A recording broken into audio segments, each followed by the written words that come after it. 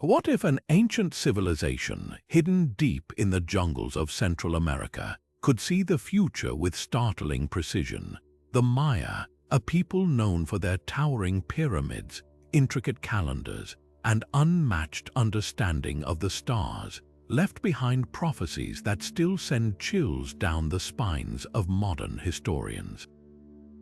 These weren't vague predictions or cryptic riddles, they were eerily specific visions of events that would unfold centuries later, as if the Maya had somehow peered through time itself.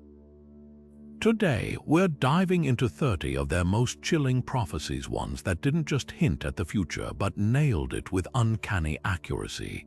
Picture this, a society without telescopes or modern technology, yet they mapped the movements of planets with near-perfect precision. They built cities aligned with celestial events, developed a calendar so advanced it's still studied today, and woven into their knowledge were prophecies that seemed to defy explanation. How could they have known about natural disasters, societal collapses, or even the rise of certain global powers thousands of years before they happened? Some of these predictions are so precise that scholars still debate whether it's coincidence, insight, or something far more mysterious at work. This isn't just about ancient texts or forgotten lore, it's about the unsettling feeling that maybe, just maybe, the Maya understood something about time and destiny that we're only beginning to grasp.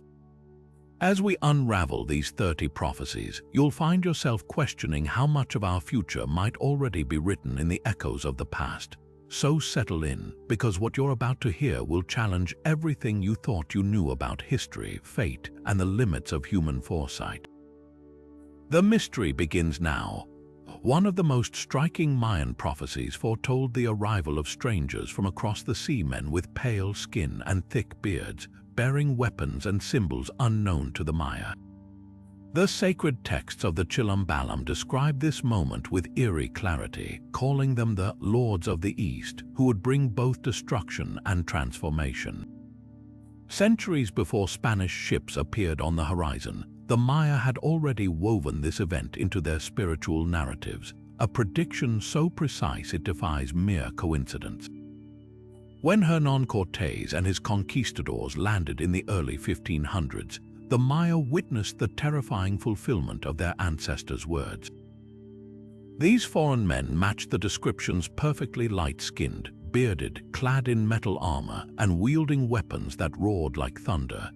Even their arrival by sea mirrored the prophecy, as if the Maya had glimpsed fragments of a future they could never have experienced firsthand. The Chilambalam didn't just hint at their coming. It warned of upheaval, of sacred ways being overturned, and of a new era where the old gods would be replaced. What makes this prophecy so unsettling isn't just its accuracy, but the cultural trauma it encapsulated. The Maya didn't merely predict the Spanish arrival, they foresaw the collapse of their world. The texts speak of cities crumbling, knowledge being lost, and cycles of suffering that would follow. Yet, even in despair, there's a chilling resilience in these words, as if the scribes understood that some truths transcend time. Modern scholars still grapple with how a civilization without contact beyond its borders could envision such a specific turning point in history. Was it divine insight? A symbolic warning, or something even more profound? Either way, this prophecy stands as one of history's most haunting examples of foresight, one that forever changed the course of an entire people. But the Maya didn't just foresee the invasion of outsiders, they also predicted the unraveling of their own world. Hidden within their sacred texts and calendar cycles was a haunting warning: their golden age would not last. The prophecies spoke of droughts so severe they would crack the earth, of famine stalking the land, and of cities that would one day stand empty, swallowed by the jungle. And perhaps most chilling of all, this wasn't some vague, symbolic vision. It was a detailed portrait of their own collapse centuries before it happened. Archaeologists have pieced together the grim reality behind these prophecies. At the height of their power, Maya cities like Tikal and Palenque were bustling metropolises, home to tens of thousands with towering temples and intricate water systems. Yet by the 9th century, something went terribly wrong. Soil samples revealed prolonged droughts, some lasting decades, exactly the kind of environmental disaster the prophecies described. Skeletal remains show signs of malnutrition, and royal inscriptions abruptly stop, as if the ruling class simply vanished overnight. The great plazas fell silent, the ball courts emptied, and the jungle slowly reclaimed what had once been the heart of a thriving civilization. What's unnerving is how closely the archaeological record matches the Mayas' own foretellings. Their texts didn't just warn of hardship, they pinpointed the very forces that would dismantle their society. Crop failures from erratic rains, wars over dwindling resources, and a loss of faith in their leaders. One prophecy even describes kings descending into madness as their people starved, a detail echoed in carvings that show rulers pleading with gods for rain that never came. It's as if they saw the dominoes begin to fall long before the first one tipped, and this raises a haunting question. Did the Maya predict their collapse, or did they somehow set it in motion? Some scholars argue their prophecies became self-fulfilling, that the fear of impending doom fractured their societal unity, making the disaster inevitable. Others believe their advanced astronomical knowledge allowed them to foresee climate patterns we're only now uncovering. Either way, the precision of their warnings forces us to confront an uncomfortable truth. Sometimes the most terrifying prophecies aren't about distant, abstract futures, but the slow, inevitable crumbling of everything you've ever known. The Maya didn't just track time, they listened to it, decoding messages hidden in the dance of the sun and moon. Among their most astonishing feats was their ability to predict solar eclipses down to the day, long before modern astronomy confirmed their calculations. But to the Maya, these celestial events weren't just scientific phenomena, they were divine warnings, moments when the veil between worlds thinned and fate whispered its secrets. Their codices and carvings depict eclipses as serpents swallowing the sun, a harbinger of chaos, transformation, or even the fall of kings. Take the eclipse of July 16, 790, recorded in the Dresden Codex with chilling exactness. It arrived at the peak of the Maya's classic period, a time of flourishing cities, yet within decades, whispers of decline began. Royal inscriptions from this era grow frantic, pleading with gods for stability as droughts tighten their grip. But the most haunting example comes centuries later, in 1591, when another predicted eclipse coincided with the eruption of social unrest under Spanish rule. Indigenous revolts erupted across the Yucatan, as if the darkened sky had ignited long-suppressed fury. What's even more remarkable is how the Maya calculated these events without telescopes or modern tools. Their Venus tables, etched into bark paper books, reveal a mastery of celestial cycles so precise it could pinpoint eclipses hundreds of years in advance. They understood the 18-year Saros cycle, the rhythmic pattern of eclipses centuries before Western astronomers named it. And they didn't just track these cycles, they embedded them in their architecture. At Chichen Itza, the pyramid of Kukulkan casts a shadowy serpent slithering down its steps during equinoxes, a visual echo of their eclipse mythology. Yet for all their scientific brilliance, the Maya saw eclipses as cosmic punctuation marks, moments when the universe signaled upheaval. The Dresden Codex warns of eclipses bringing the blood of kings, and historical records show eerie patterns. The eclipse of 810 preceded the abandonment of the great city of Dos Pilas, while another in 990 coincided with the collapse of trade networks. Even today, modern Maya communities preserve oral traditions that link eclipses to droughts or political turmoil, a living testament to how deeply these prophecies resonate across millennia. This duality, their razor-sharp astronomy entwined with spiritual awe, forces us to reconsider what it means to predict the future. The Maya didn't just foresee celestial events, they perceived their ripple effects on human destiny. When the next eclipse darkens the sky, remember, somewhere in the jungle over 1,000 years ago, a scribe might have already inked its date onto bark paper, knowing it would one day shake the world. Long before the roar of jet engines or the rhythmic clatter of train wheels, the Maya described inventions that wouldn't exist for over 1,000 years. Hidden in their texts are references to metal birds that blot out the sun and great serpents of iron that race across the land, phrases modern scholars now believe describe airplanes and trains with unsettling accuracy. These weren't random metaphors, they were precise enough that researchers, centuries later, would recognize them as blueprints for technologies the Maya could never have witnessed. Take the Dresden Codex, a surviving Mayan manuscript filled with astronomical charts. Among its pages lies a passage describing creatures of shining metal that fly without flapping, their bellies full of men.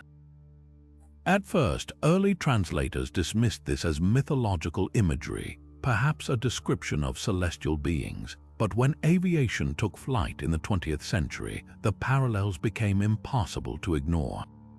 The metal birds mirrored the silhouette of early aircraft, their wings rigid and unmoving, their bodies carrying passengers as they crossed the sky. Even the mention of them blotting out the sun recalls the shadow of a low-flying plane passing overhead, a phenomenon the Maya might have interpreted as an omen. Equally startling are their references to land-based technology.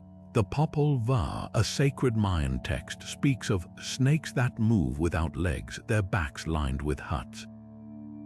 To the Maya, who had no wheels or beasts of burden, how else would they describe a train? The imagery fits perfectly. The segmented cars resembling a serpent's body, the smokestacks evoking a hissing breath, and the way trains cut through landscapes like a snake through grass. Even the rhythmic chugging of early steam engines might have sounded to them like the primal pulse of a living creature. What's truly remarkable is how these descriptions align with the Maya's worldview. They didn't have a word for machine, so they framed these visions through the natural world: birds, serpents, yet captured their function with eerie clarity. Some researchers argue this reflects their talent for symbolic thinking, while others suggest it hints at something far more extraordinary, that their calendar systems and celestial observations granted them glimpses of futures where technology reshaped human existence. And here's the twist: these prophecies weren't just passive predictions, they carried warnings. The texts describe metal birds bringing fire from the sky, a possible nod to aerial warfare, and iron serpents splitting the earth, perhaps foreseeing the environmental impact of railroads. It's as if the Maya understood that progress would come at a cost, a duality woven into their visions. Today, as drones fill our skies and bullet trains crisscross continents, their words feel less like ancient riddles and more like a mirror held up to our own technological age, one they somehow saw coming. Deep in the ruins of Palenque, carved into stone, lies a warning that feels ripped from today's headlines. When the trees bleed and the rains forget their path, the earth will turn against its children. To the Maya, climate wasn't just weather. It was a covenant between humanity and nature, one they believed could shatter if pushed too far. Their texts and oral traditions overflow with prophecies about environmental collapse, describing deforestation, erratic seasons, and failing crops with such specificity that modern climatologists have paused mid-research, stunned by the parallels. Take the Maya's sacred book, the Popol Vuh. It recounts a time when the green cloak of the world was torn, causing rivers to gasp and corn to wither in its husk. Archaeological evidence backs this up. Sediment cores from lake beds across the Yucatan show layers of pollen abruptly vanishing around the 9th century, replaced by thick dust, proof of widespread deforestation. The Maya didn't just witness this, they predicted it. Temple inscriptions at Capon caution against the hunger that comes when the gods withhold the clouds, a likely reference to the droughts that crippled their agriculture. What's truly unsettling is how their warnings mirror today's climate crisis. The Maya spoke of the Great Heat, a period where the sun's breath scorches the skin of the earth. Modern satellite data reveals that the regions they inhabited now face some of the most drastic temperature spikes in Central America. Their prophecies even detail feedback loops we've only recently identified. One text from Decode describes how cutting too many trees would still the voices of the rain spirits, echoing our understanding of how deforestation disrupts precipitation cycles. But here's where it gets eerie. The Maya didn't just predict environmental shifts, they pinpointed their societal consequences. A stele in Quirigua warns of brothers turning on brothers for a mouthful of water, foreshadowing wars over dwindling resources. Skeletal remains from the collapse period show spikes in violent trauma, while carvings depict crowds begging outside empty granaries. It's a blueprint of collapse that feels uncomfortably familiar in an age of wildfires, migrations, and water wars. Yet amid these grim visions, the Maya offered something unexpected, a roadmap for resilience. Their milpa farming system, a rotating cycle of crops and fallow land, was designed to mimic natural forest regeneration. They built vast reservoirs to weather droughts and revered cenotes as sacred water sources, protecting them from overuse. One prophecy from the Chilam Balam insists that only the wise steward will hear the rain return, a lesson we're relearning today as scientists advocate for indigenous land management practices. The chilling takeaway: the Maya didn't just see climate change coming, they lived it. Their prophecies weren't abstract doomsaying, they were hard-earned lessons etched in stone. As satellite images now show the Amazon approaching a tipping point and glaciers retreat at record speeds, their words carry a new weight. Perhaps the most haunting question isn't how they predicted our present, but whether we'll heed their warnings before history repeats itself. Centuries before microscopic viruses were even conceived, the Maya described plagues with chilling precision, not as random misfortunes, but as cyclical events written into the fabric of time. Their codices speak of great sicknesses that walk unseen, spreading from village to village until the whole world coughs as one. These weren't vague omens, they detailed symptoms like fever, rotting flesh, and lungs filling with fluid descriptions that align hauntingly with modern pandemics, from the Black Death to COVID-19. One passage from the Dresden Codex warns of a time when the breath of men becomes poison, forcing people to cover their faces and hide in their homes. During the height of the coronavirus pandemic, Maya elders in Guatemala pointed to this very text, noting how their ancestors had foreseen mask mandates and lockdowns millennia in advance.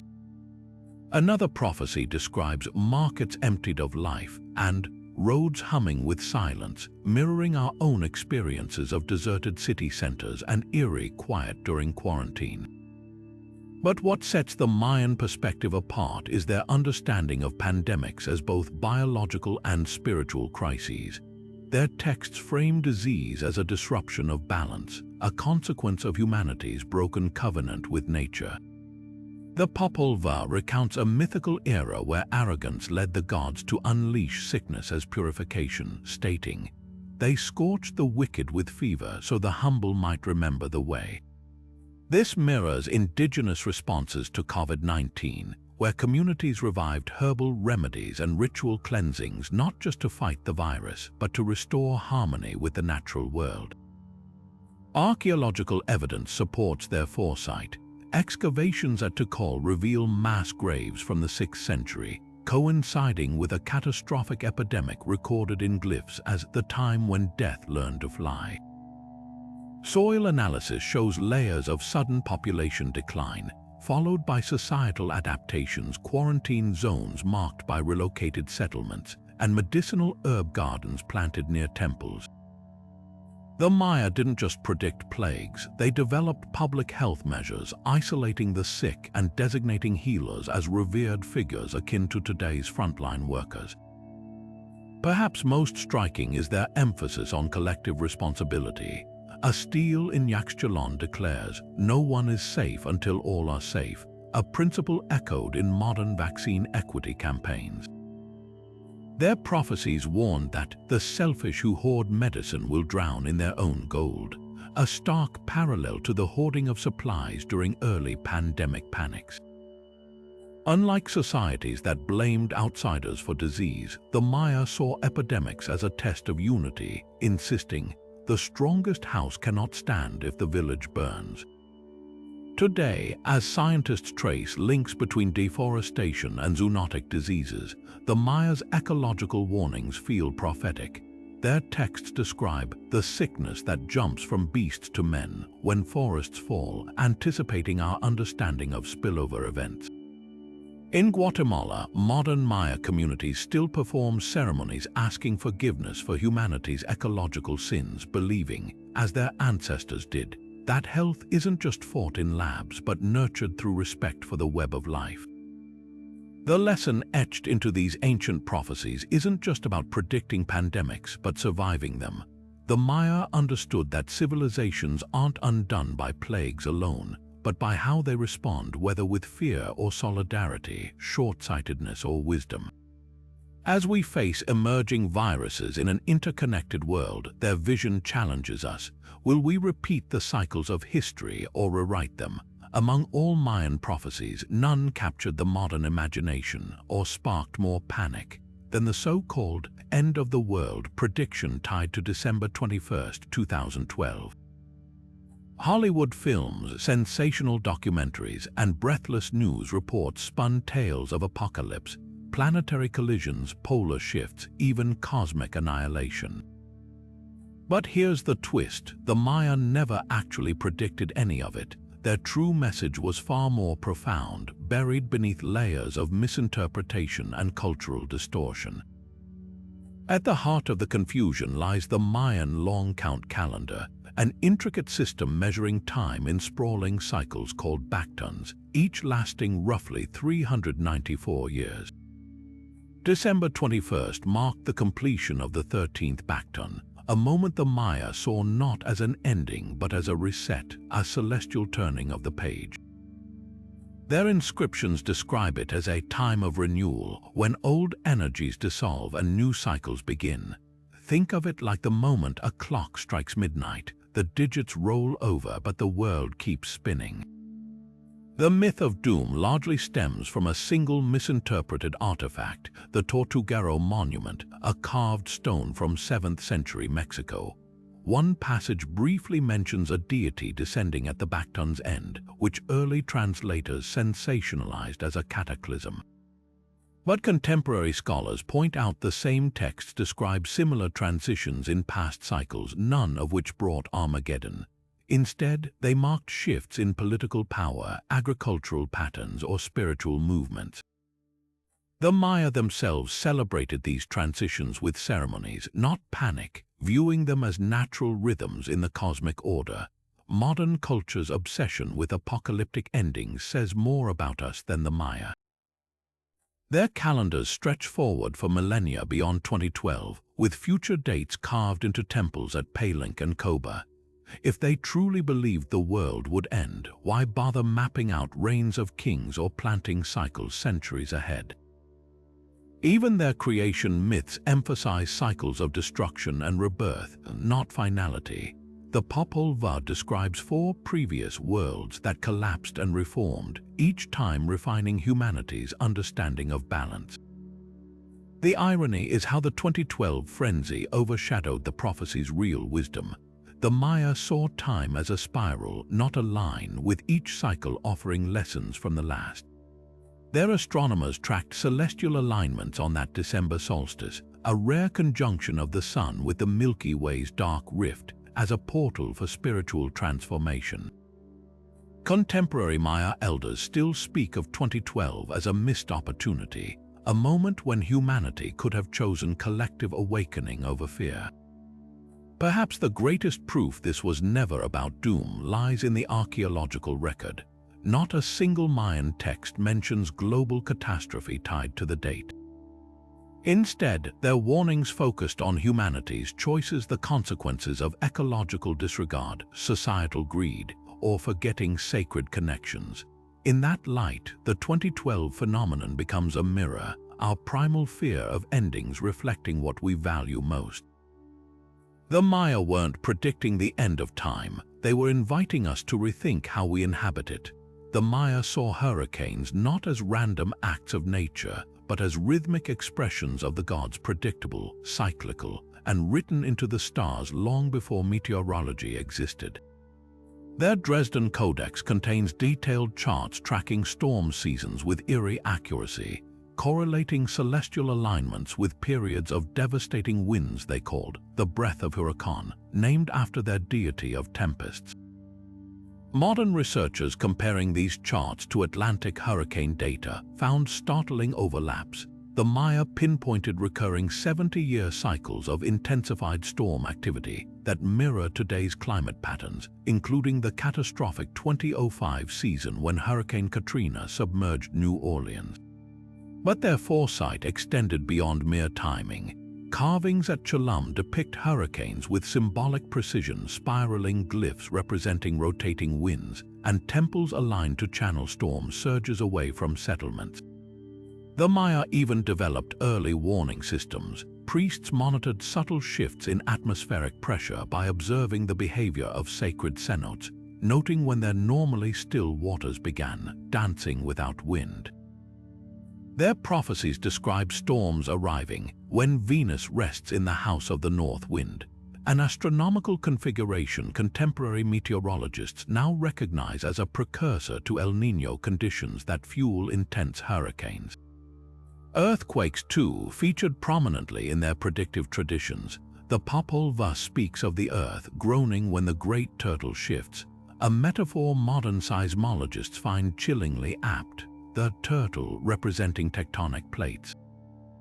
At Kapan, stelae record major quakes in precise intervals, with glyphs noting ground liquefaction and the hills that walk. When researchers cross-referenced these dates with geological records, they discovered the Maya had documented a 400-year seismic cycle along the Motagua Fault. One prophecy warned of the day the Earth shakes the serpent's tail, a reference to the fault's serpentine path, a warning that came to horrifying fruition in 1976, when a quake matching this description killed 23,000 in Guatemala. The most unsettling parallel emerges in their predictions of tsunamis. A mural at Tonana depicts a great wave that swallows villages after the earth trembles, showing victims clutching floating debris, an image uncomfortably similar to footage from the 2004 Indian Ocean tsunami. Mayan text from coastal cities describe saltwater floods contaminating wells for years afterward, a detail corroborated by soil samples showing sudden salinity spikes around 900 AD. Their astronomy even linked tsunamis to the moon lying too close to the sea, recognizing lunar gravitational pulls on tides centuries before Western science. What sets these prophecies apart is their holistic view of disaster. The Maya didn't just track events, they mapped their societal ripple effects. Temples at Calakmul contain reliefs showing post-hurricane crop failures, with glyphs advising seed storage strategies. Earthquake prophecies include instructions for rebuilding homes with flexible foundations, a technique engineers now call base isolation. This wasn't just forecasting, it was an entire philosophy of resilience, treating disasters not as endings but as cycles demanding preparation. Today, as climate change amplifies natural disasters, the Mayas' integrated approach blending astronomy, ecology, and community wisdom feels strikingly modern. Their prophecies suggest that true foresight isn't about avoiding catastrophe, but learning its rhythms and dancing to their tempo. Perhaps that's their most enduring warning. In a world where we obsess over predicting disasters, we've forgotten how to listen to the Earth's ancient, recurring whispers. While civilizations rise and fall, the Maya believed human consciousness itself moves in cycles, each era marked by a deepening awareness they called the fifth sun.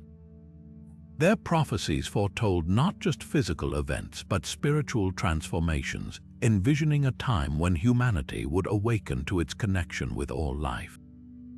This wasn't some vague mystical notion. Their texts describe shifts in perception with startling specificity, mirroring today's global movements toward mindfulness, ecological stewardship, and collective healing. At the core of this prophecy lies the Mayan concept of Inlakech, a greeting meaning, "I am another yourself." More than poetic symbolism, this phrase encoded their understanding of interconnectedness, a principle now echoed in modern neuroscience's discovery of mirror neurons and quantum physics entanglement theories. The Dresden Codex contains passages predicting a great turning when people would see the world as one living breath, a vision aligning uncannily with contemporary movements like the mindfulness revolution and the rise of regenerative agriculture. Even their calendar systems hint at this evolution. The much misunderstood 2012 transition actually marked the start of a new consciousness cycle, not an apocalypse, a period where humanity would face a choice between continued separation or sacred reunion with nature. Archaeological evidence reveals how the Maya prepared for this shift. At Uxmal, a rare mural depicts figures meditating in lotus positions centuries before yoga reached the West, while glyphs at Chichen Itza describe stillness practices to cultivate inner vision. Their astronomers tracked not just planetary motions, but their effects on human cognition, noting how certain alignments coincided with surges in creativity or communal cooperation. One prophecy from the Chilam Balam insists the fifth sun would arrive, when the children teach the elders to dream again, a sentiment mirrored in today's youth-led climate activism and indigenous wisdom revival. What's most striking is how their predictions map onto modern psychological and sociological trends. The Popol Vuh speaks of the great forgetting, followed by the remembering, a cycle recognizable in our current reckoning with colonial histories and cultural rediscovery.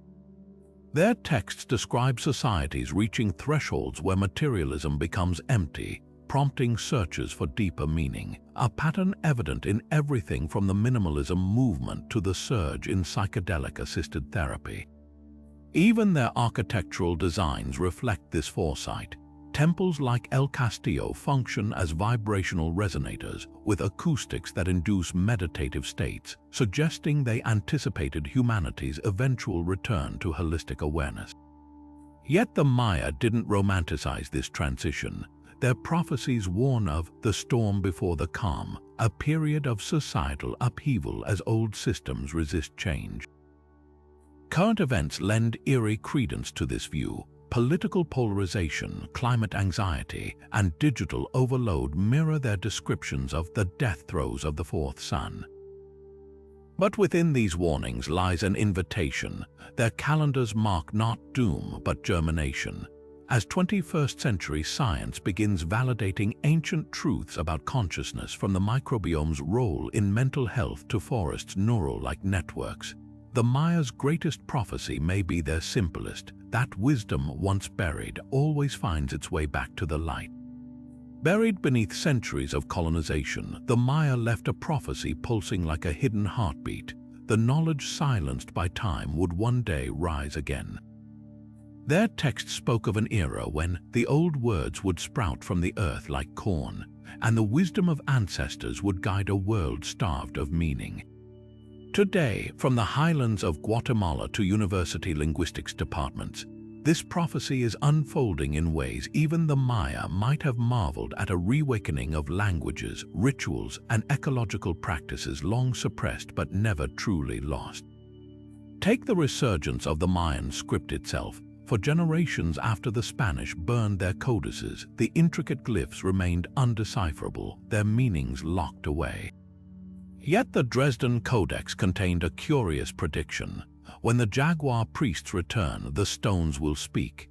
In the 1950s, breakthroughs by scholars like Yuri Norisov, working with indigenous collaborators, cracked the glyphic code, revealing complex mathematical and astronomical knowledge. Now, Maya children in schools from Belize to Chiapas learn to write in their ancestors' script, restoring a bridge across 500 years of cultural rupture. Temples once considered mere ruins are now understood as libraries in stone, their carvings whispering agricultural cycles, medicinal recipes, and celestial secrets back to a listening world. This revival extends far beyond linguistics. The Popol Vuh prophesied a time when the keepers of seeds would walk again among the people.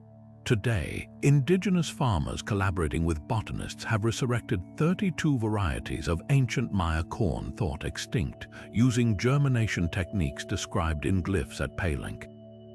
In Guatemala's highlands, Ajquajeb spiritual guides now train apprentices in the sacred Mayan calendar after generations of secrecy.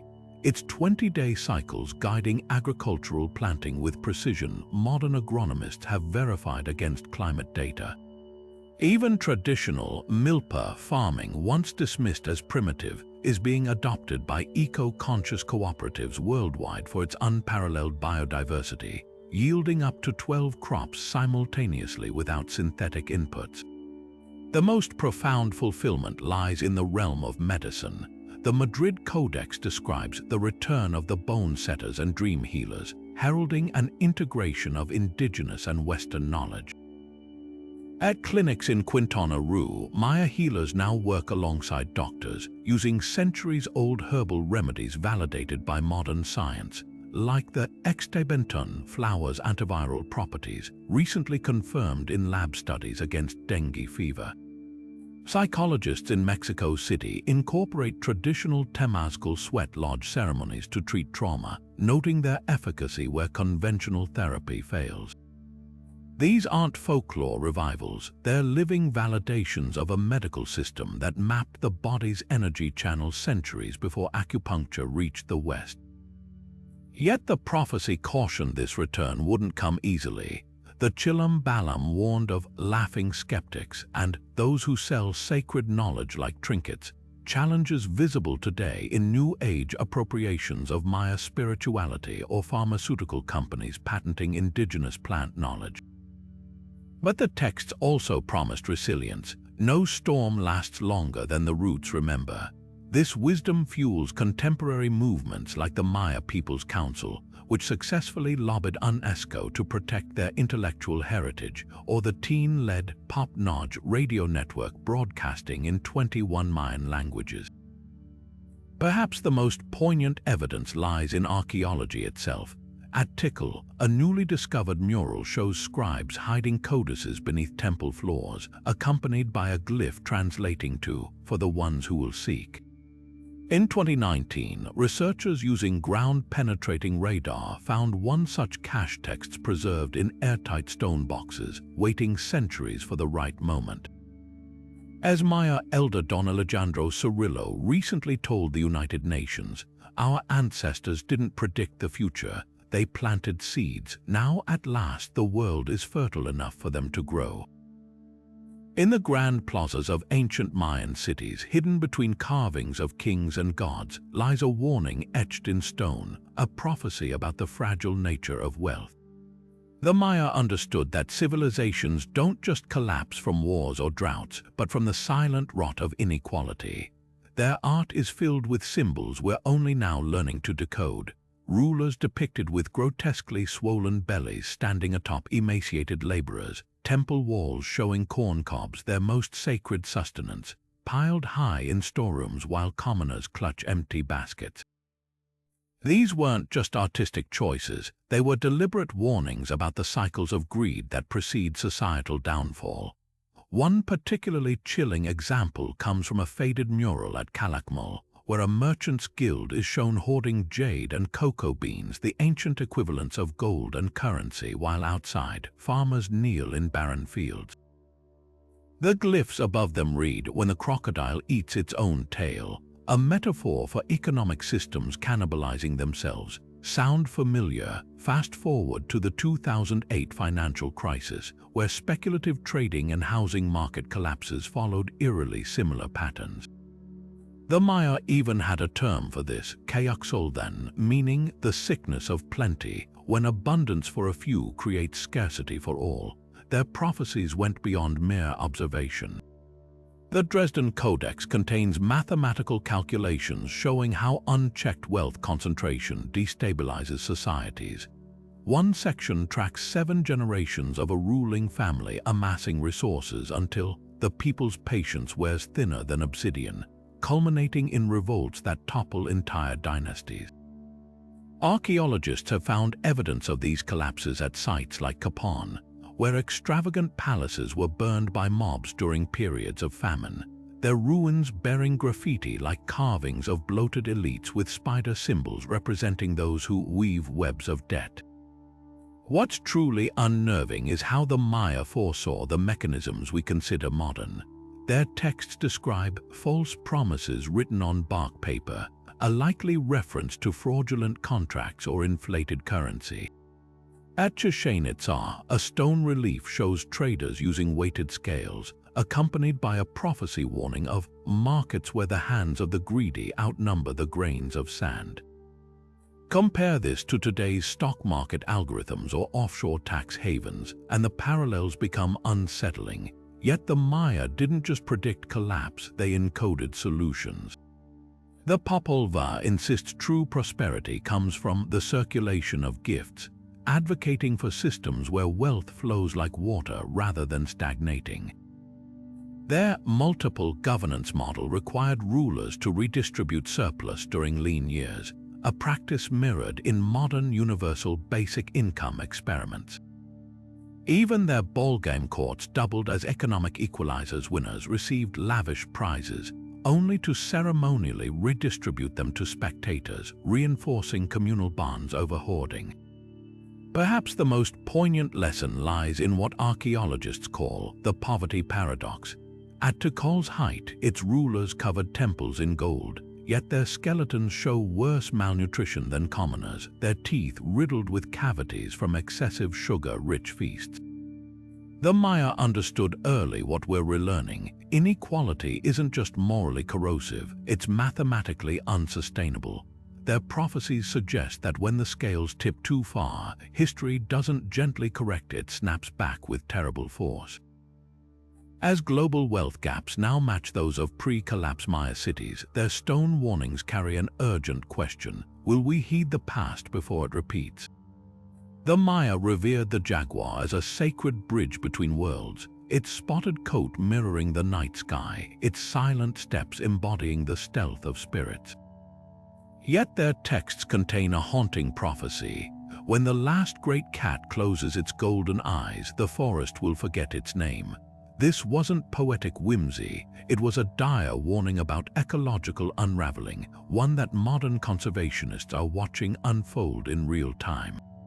The Dresden Codex depicts jaguars alongside glyphs translating to the hollowing time, when animals vanish like smoke from a doused fire, a description eerily reminiscent of today's sixth mass extinction.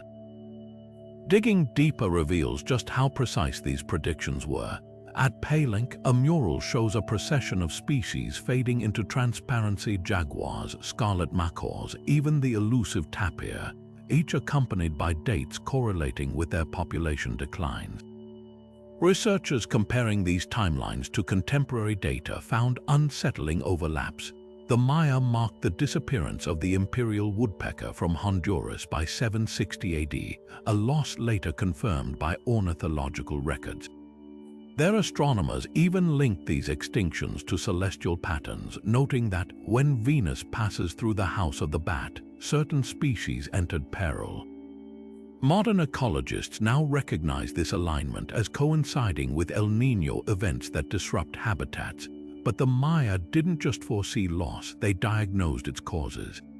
The Popol Vuh describes forests cut until the gods can no longer whisper, predicting deforestation rates that satellite imagery now shows have erased over half of Central America's jungles since 1970. One particularly chilling relief at Yaxchilan shows merchants trading jaguar pelts, with glyphs warning that the price of pride is emptiness.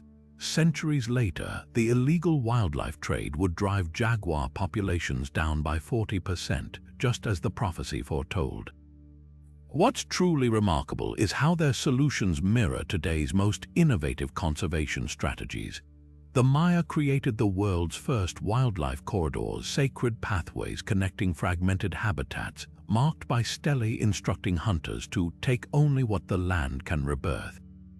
Modern jaguar preserves in Belize and Guatemala follow these ancient blueprints, with camera traps confirming the big cats still use these routes. Their waybill system-rotating hunting grounds to allow regeneration is now echoed in marine protected areas that rotate fishing zones. Even their concept of animal guardians, community members tasked with protecting key species, finds its parallel in contemporary citizen science programs training locals to monitor endangered wildlife. The most poignant fulfillment of this prophecy lies in its cultural resurgence. Maya children in Guatemala's Patane region now learn traditional stories about species protection alongside GPS tracking techniques, blending ancestral wisdom with modern tools. Zoos in Mexico City display replicas of Mayan animal glyphs beside conservation statistics, framing extinction not just as ecological loss but spiritual rupture. When a jaguar was recently spotted in Arizona after decades of absence, Maya elders performed a ceremony thanking the ones who remembered, a testament to prophecies that aren't predictions but invitations to change the ending. Standing in a dwindling jungle where jaguar tracks grow rarer each year, their message resonates with painful clarity. Extinction isn't just the loss of animals, but of stories, connections, and the very language the earth uses to speak to us. The Maya didn't just see this coming, they left instructions for how to listen before the last whispers fade. For the Maya, wars weren't merely clashes of kings or armies, they were celestial events written in the stars. Their astronomers meticulously tracked the movements of Venus, Mars, and Jupiter, believing these planets governed the rhythms of human conflict. The Dresden Codex contains entire sections dedicated to what scholars now call astrological warfare, correlating planetary alignments with periods of upheaval in eerie detail. One passage describes the Red Wanderer, a Mars entering the constellation of the Scorpion as a harbinger of bloodshed, a prediction that aligns chillingly with the outbreak of World War II in 1939, when Mars did indeed pass through Scorpio during the Nazi invasion of Poland. But the Maya didn't just note these patterns, they quantified them. Temple inscriptions at Decode record a recurring 72-year cycle where Venus and Jupiter form a precise conjunction, consistently followed by regional wars. Modern historians have cross-referenced these dates with global conflicts, finding matches like the Franco-Prussian War of 1870 and the onset of the Cold War in 1947, both occurring within months of the predicted alignment. Even more striking is their description of these events. Glyphs at Capan depict warriors dancing to the tune of the Bright Wanderer, suggesting wars ignited by cosmic forces beyond human control. The Popol Vuh takes this further, framing warfare as a celestial balancing act. It describes how, when the sky grows heavy with converging lights, the earth must offer blood in return. This wasn't mere superstition. The Maya observed that heightened solar activity during planetary alignments often coincided with social unrest. Recent studies confirm this. Solar flares disrupt electromagnetic fields, potentially affecting human psychology and decision-making. During the Cuban Missile Crisis of 1962, one of the most intense solar storms on record coincided with the 13-day standoff, an event the Maya might have anticipated given Venus's position in their house of confrontation. Perhaps the most unsettling example lies in their predictions about the feathered serpent's shadow, a rare alignment where Venus eclipses the Pleiades. The Dresden Codex marks this occurrence for the year 1945, warning it would bring fire from the sky that splits souls. 4 months later, atomic bombs fell on Hiroshima and Nagasaki. The Maya couldn't have known about nuclear weapons, yet their descriptions of celestial-triggered destruction resonate uncomfortably with the dawn of the atomic age. Yet within these grim prophecies lay a profound insight. The Maya saw war not as inevitable but as cyclical, a force that could be anticipated and mitigated. Their calendars designated empty days for mediation when alignments suggested heightened tensions, and rulers often postponed battles until Mars left retrograde.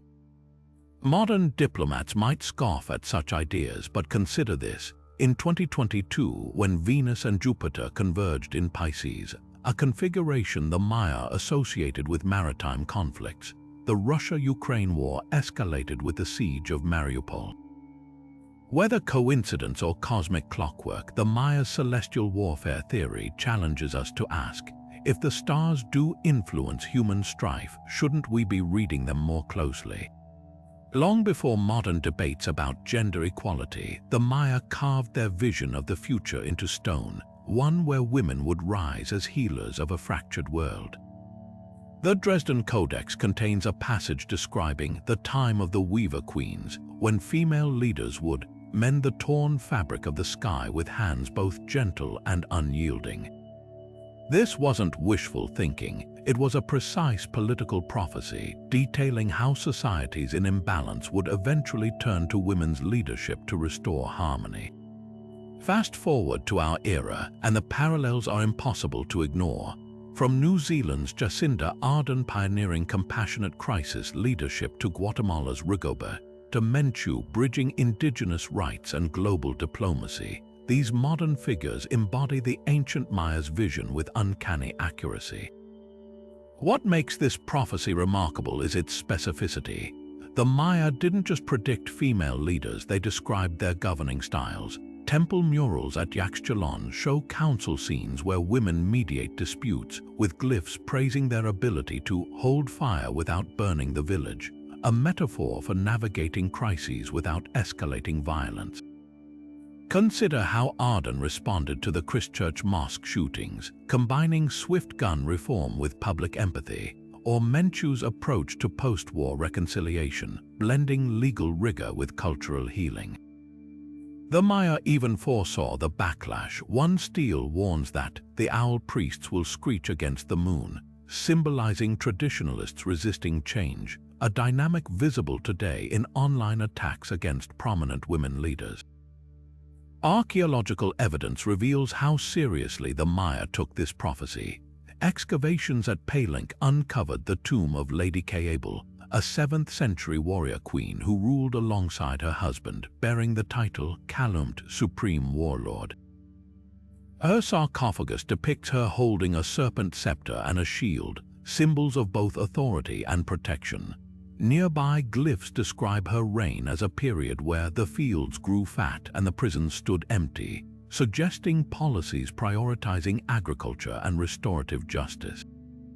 This aligns with contemporary research showing nations with higher female political representation consistently invest more in education, healthcare, and environmental protection.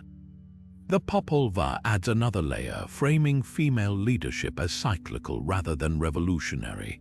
It describes eras where the grandmother's wisdom returns like monsoon rains, restoring balance after periods of aggression. Modern Maya communities still honor this tradition. In the highlands of Chiapas, women lead Juzgados de Conciliación peace courts, resolving over 70% of local disputes through dialogue rather than punishment. Their methods, listening circles, reparative agreements mirror those of leaders like Ellen Johnson Sirleaf, whose post-war governance in Liberia reduced violence through inclusive truth commissions. Perhaps most striking is how the Maya linked female leadership to environmental stewardship. The Chilam Balam prophecies that when women guard the forests, the earth remembers how to breathe. Today, this manifests in figures like Honduras' Berta Cáceres of Lenca descent, sharing Maya cosmological roots, whose activism protected sacred rivers until her assassination, or Brazil's Sonia Guajajara, organizing indigenous women against Amazon deforestation. The Maya understood what modern studies confirm. Countries with higher female parliamentary representation ratify more environmental treaties and create stronger conservation policies. This prophecy's fulfillment isn't just about individual leaders, it's about systems transforming. The Maya predicted a shift from pyramid-shaped power structures to woven ones where leadership is collective and interconnected. We see this in movements like Iceland's Women's Day Off, which reshaped national labor policies, or Mexico's Zapatista women's revolutionary law, embedding gender equity in autonomous governance. The ancient glyphs whisper a truth we're finally hearing. Balance isn't about replacing one ruler with another, but rewiring how power flows. As the Maya foretold, the age of the Weaver Queens isn't coming, it's already here. Among the most urgent of the Mayan warnings was their prophecy of the Great Thirst, a time when rivers would cough up their last breath, and the tears of children would become more precious than jade. These weren't poetic metaphors, they were disturbingly precise descriptions of water scarcity that mirror today's global crisis. The Dresden Codex dedicates entire pages to tracking cycles of drought, correlating them with celestial events and human activity in a way that modern hydrologists are only beginning to understand. One particularly chilling relief at Chichen Itzá shows a deity holding an inverted water vessel, its contents spilling onto parched earth. The accompanying glyphs describe how, when the ceiba tree forgets how to weep, their term for diminished groundwater recharge civilizations would fracture.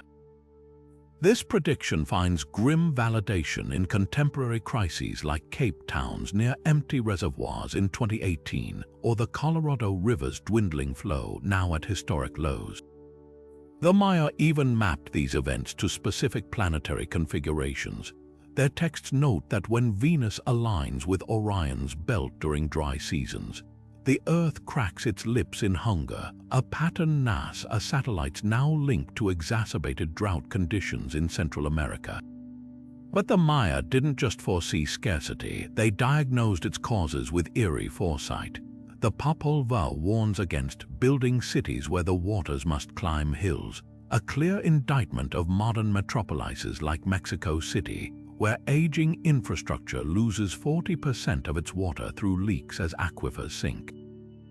At Palenque, a mural depicts rulers diverting rivers for lavish baths while farmers kneel before barren fields, a scene hauntingly similar to California's almond farms guzzling groundwater as towns run dry.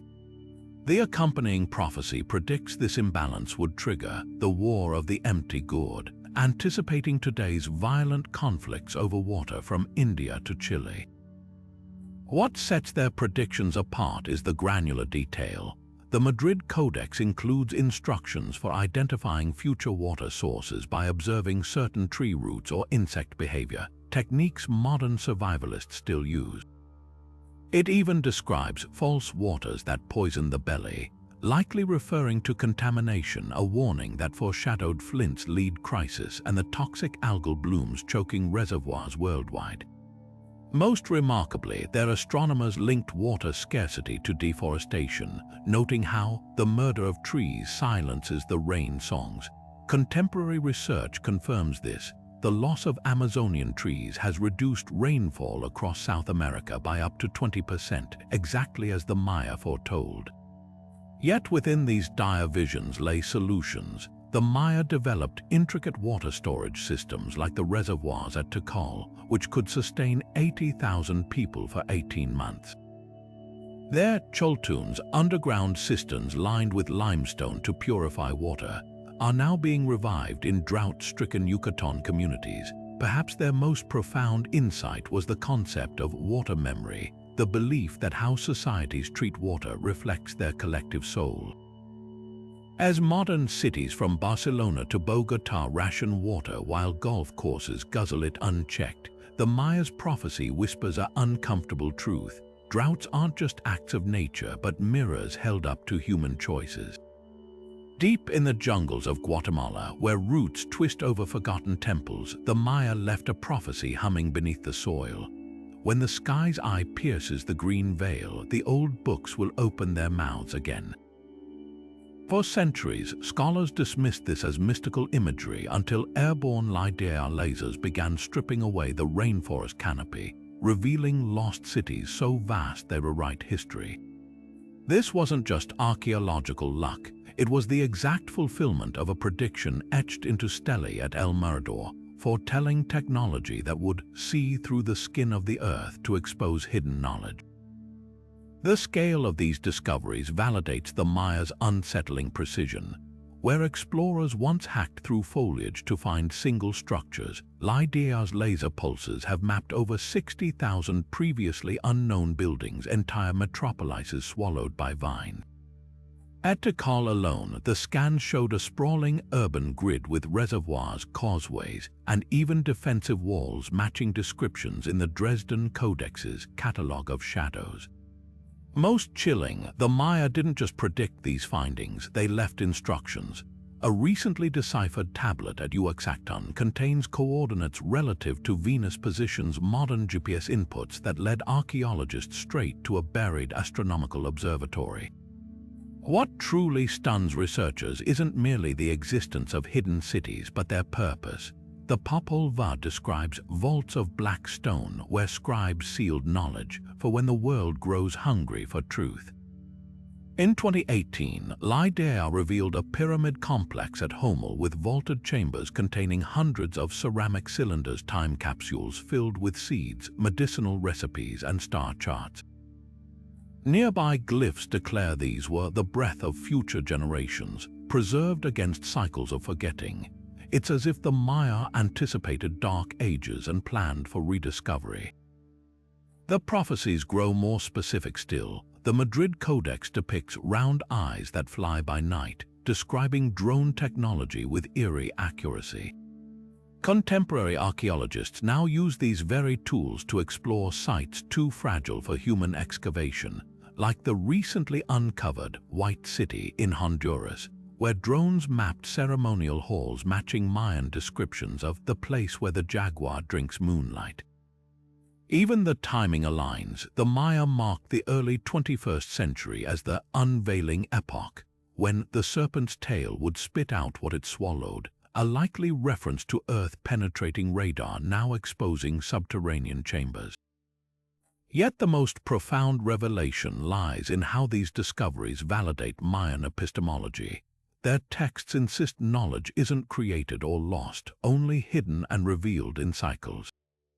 As LIDAR unveils ancient agroforestry systems that could revolutionize sustainable farming, or hydraulic networks rivaling Roman engineering, we're forced to confront an uncomfortable truth. Perhaps the lost cities were never lost to the Maya at all. Their prophecies suggest they simply trusted time would bring the right tools and the right minds to unearth them when humanity needed their wisdom most. The jungle still whispers with the turning of that cycle. In an age where misinformation spreads faster than wildfire, the Maya left warnings that cut straight to the heart of our digital chaos. Their texts speak of twisted words that multiply like locusts and tongues that forge reality from lies, of phrases that could have been written yesterday about viral hoaxes and algorithm-driven fake news. But this wasn't some vague prediction. The Dresden Codex contains meticulous observations about how distorted information corrodes societies, drawing direct lines between manipulated narratives and the collapse of trust in leaders, markets, even neighbors. The Maya revered truth-tellers as sacred figures, calling them the straight speakers. Their oral traditions were designed like living libraries, where histories and laws passed through generations via highly trained storytellers who memorized thousands of lines verbatim. Any alteration, intentional or accidental, was considered a spiritual offense. Compare that to today's social media landscapes, where a single click can reshape facts beyond recognition. A relief at Tonana shows a scribe smashing a clay tablet bearing false accounts, with glyphs declaring, "A lie repeated becomes a prison." The parallels to echo chambers and confirmation bias are impossible to ignore. What's truly unsettling is how they predicted the mechanisms behind misinformation. The Popol Vuh describes mirrors that show not what is, but what the gazer desires, an uncanny metaphor for personalized algorithms feeding users curated realities. Another passage warns of voices without faces, eerily resembling anonymous troll farms manipulating public discourse. Even their solution sounds ripped from modern media literacy campaigns. Communities held monthly truth fires where claims were fact-checked publicly by elder councils, a practice some Maya villages still uphold today. Archaeology confirms how seriously they took this threat. At Capon, researchers found a noble's tomb filled with shattered ink pots and styluses, the burial of a scribe caught falsifying trade records. Nearby glyphs explain the punishment. He who bends words shall be erased from them. Contrast that with today's influencers who profit from disinformation without consequence.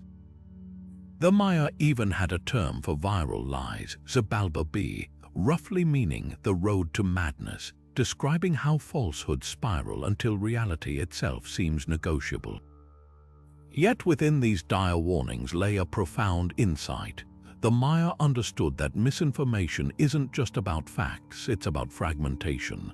Their prophecies describe societies where each person carries a different sky in their head, leading to breakdowns in collective action. Sound familiar? From climate change denial to vaccine hesitancy, we're living their cautionary tale. But their wisdom offers a way forward. Just as they trained storytellers in rigorous truth-keeping, we might yet learn to wield technology not as a megaphone for chaos, but as a torch lighting the long road back to shared reality. The Maya spoke of a time when the scattered corn would find its way back to the mother soil, a prophecy not just about crops, but about people returning to the lands from which they'd been severed. Their sacred texts describe cycles of displacement and homecoming, predicting that despite generations of separation, the pull of ancestral roots would prove irresistible. Today, from Standing Rock to the Guatemalan highlands, this ancient vision is unfolding as indigenous communities reclaim stolen territories through legal battles, protests, and cultural revival. The Maya didn't just foresee these movements, they mapped their spiritual significance. One striking example comes from the Chilam Balam, which describes the children of the jaguar being torn from their trees like unripe fruit, only to return when the fourth sun sets. Historians note this aligns with the forced relocations of Maya peoples during Spanish colonization and 20th century conflicts, periods when entire villages were displaced. Yet the same texts insist these separations were temporary, stating, "No road is so long it cannot loop back to its beginning." In 2021, when the Quechua Maya of Guatemala won a landmark case recovering 15,000 acres of ancestral forest, elders pointed to this very prophecy, noting how the land's original place names preserved in oral tradition matched century-old maps hidden in colonial archives. The precision of these predictions becomes even clearer when examining their ecological dimensions. The Dresden Codex contains diagrams of watersheds and sacred groves with instructions for their care when the keepers return. Modern land-back activists have used these schematics to restore traditional farming terraces in Honduras's Capon region, increasing crop yields by over 60% compared to industrial methods. One passage warns against replanting without ritual preparation, stating, "The earth must remember your hands," a concept mirrored today in ceremonies where returning communities seek permission from the land before cultivating, blending ancient protocols with modern agronomy. What's most profound is how the Maya framed this homecoming not as conquest, but as reconciliation. A mural at Bonampak shows displaced families being welcomed by the spirits of the land itself, with glyphs reading, "The stones will sing when the blood remembers the soil." This poetic vision materialized in 2019, when Canada's Haida Nation regained control of Guayhanas after a century, their first act being a ceremonial washing of long desecrated totem poles, an act of mutual healing between people and place. The Maya would have recognized this instantly. Their prophecies emphasize that land reclamation succeeds only when paired with cultural restoration. Yet these homecomings aren't without struggle, just as the texts predicted. The Popol Vuh describes false owners who would chain the earth with paper, foreseeing the legal labyrinths of modern land claims.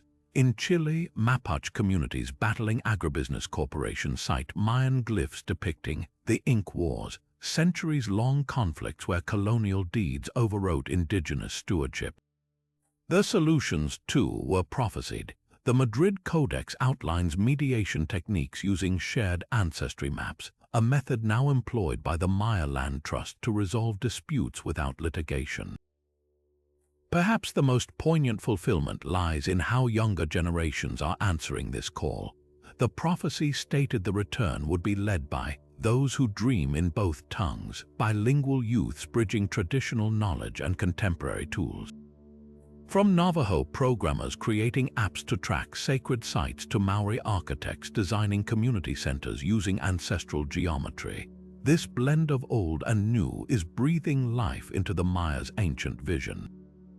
As a Lakota elder recently remarked while replanting buffalo grass on reclaimed prairie, the Maya didn't predict we'd come home, they knew the land would never stop calling us. Among the humming gardens of the ancient Maya, no creature commanded more reverence than the bee, not merely as a pollinator, but as a sacred messenger between worlds.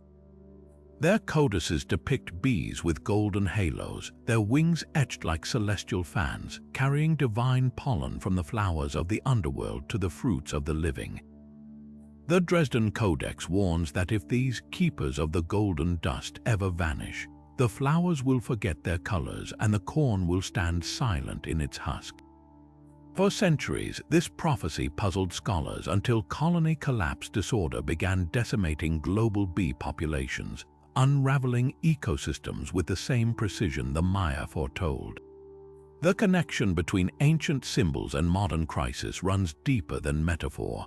Mayan glyphs portray bees as the soul of the harvest, their health directly tied to agricultural abundance. Temple murals at Kaaba show priests performing elaborate ceremonies to honor hives, offering vanilla and jade in exchange for pollination.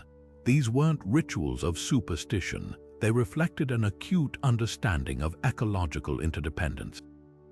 Modern studies now confirm what the Maya observed millennia ago.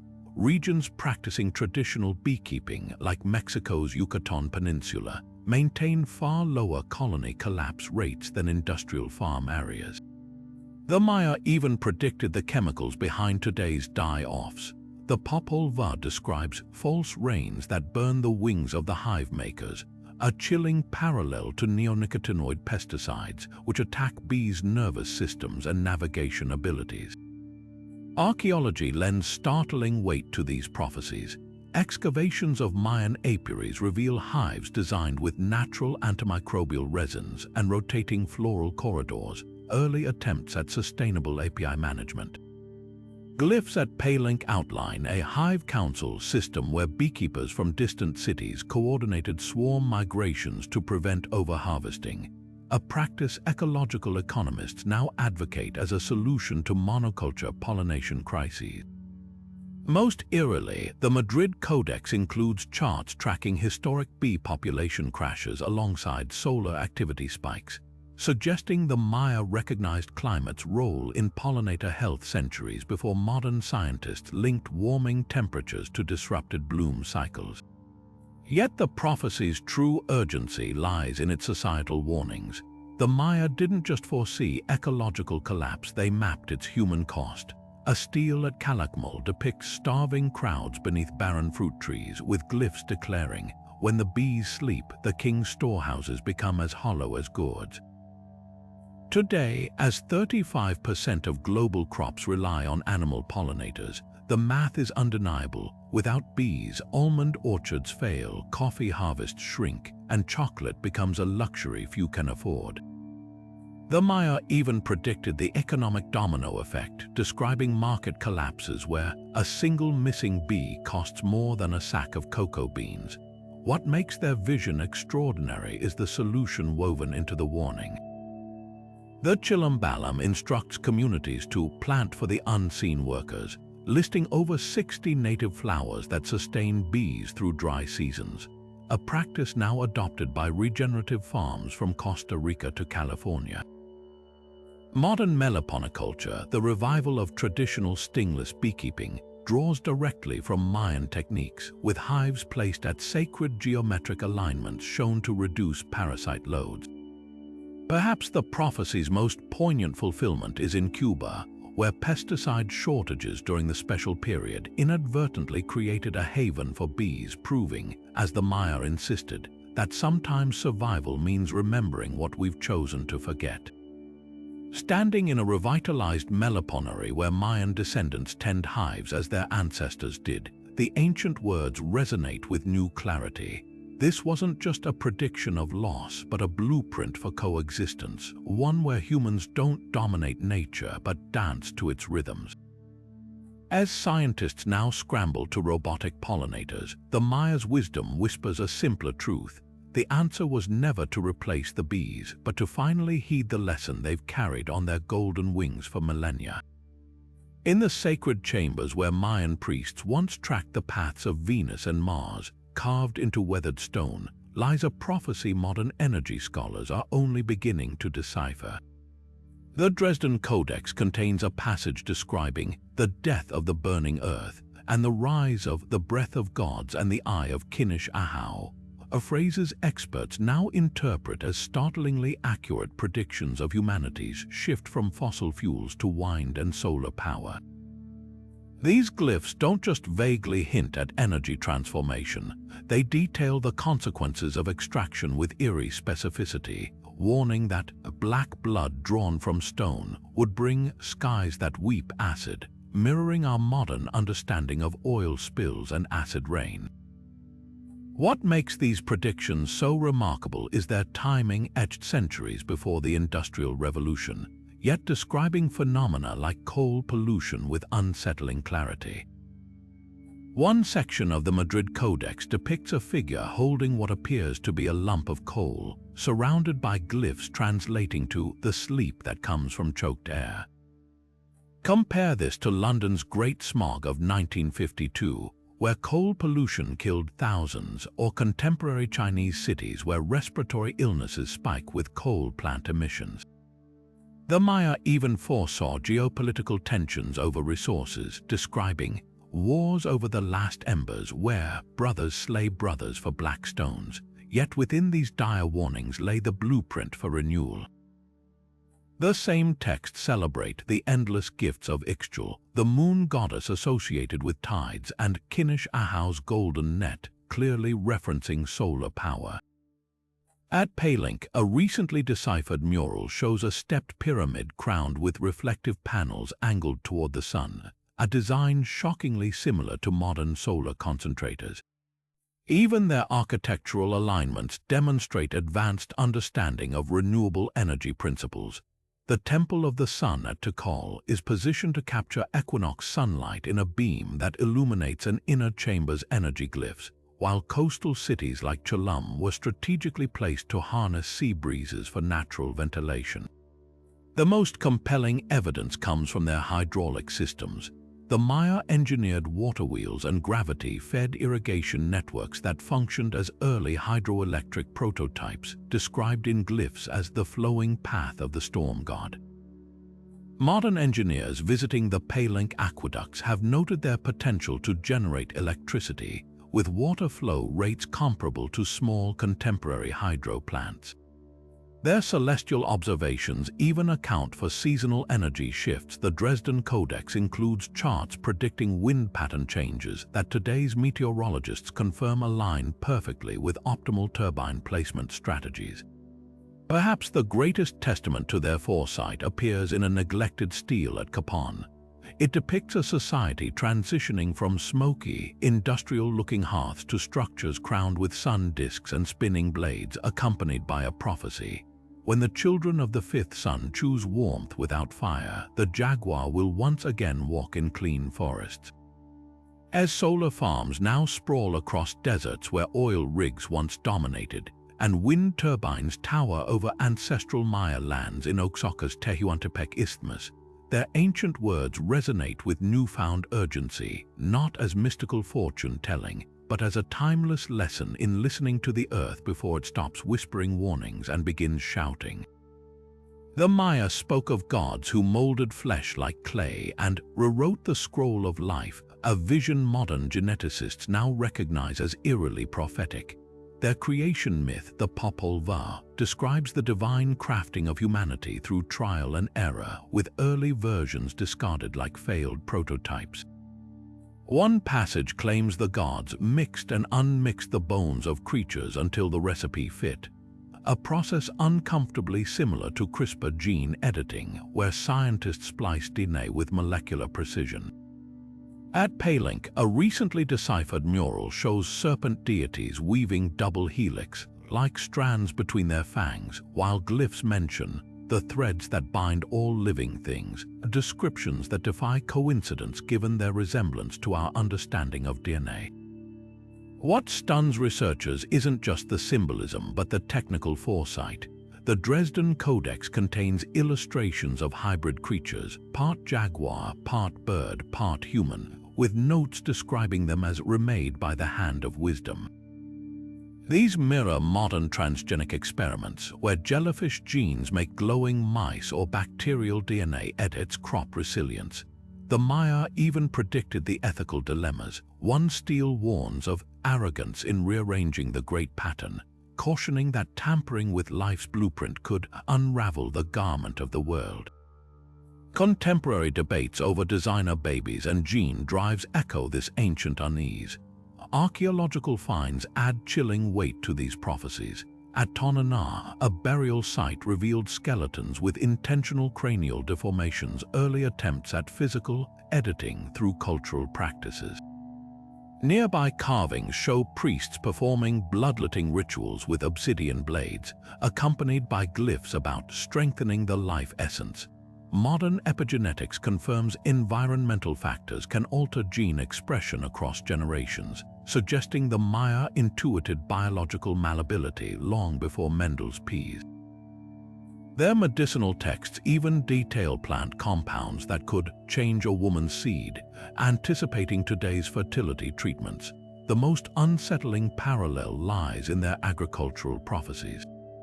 The Madrid Codex describes corn forced to grow where it should not through the songs of the stone knife, a likely reference to selective breeding. Today, GMO crops dominate global agriculture, fulfilling this vision with laboratory precision. Yet the Maya embedded warnings, a relief at Capon, depicts mutant maize with glyphs reading, "The hungry will fear the full ear," foreseeing public distrust of engineered foods.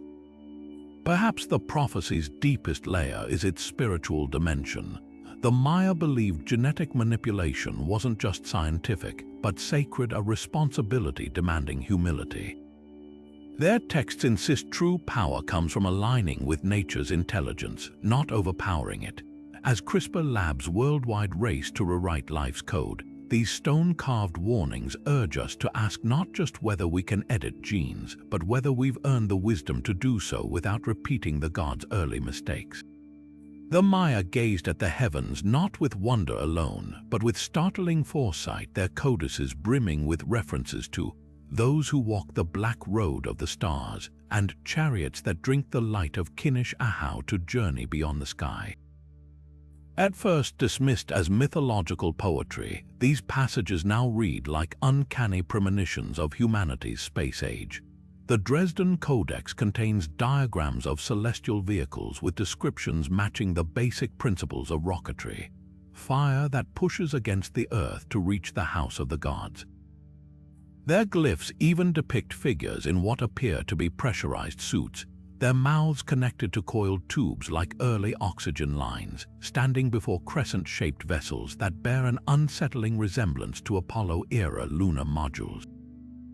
What elevates these references beyond coincidence is their technical specificity.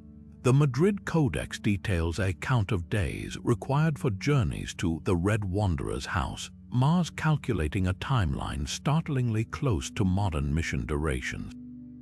When NASA Perseverance rover touched down in Jezero crater, Maya elders in Guatemala noted it landed within days of an ancient astronomic marker signaling when messengers could cross to the Iron Land. Even the rover's search for microbial fossils echoes Mayan prophecies of finding the seeds of life in the dust of the war god's realm. their astronomers tracked Mars' retrograde motions with such precision that contemporary aerospace engineers have used their data to calibrate orbital insertion models. The most jaw-dropping parallel lies in their cosmology of interstellar travel.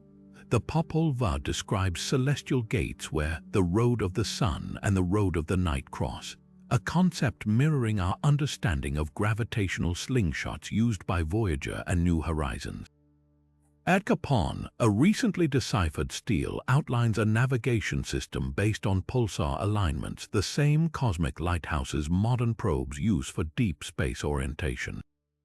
Their most cryptic prophecy, however, warns of the weightless sickness afflicting star travelers, anticipating the muscle atrophy and bone density loss astronauts combat today.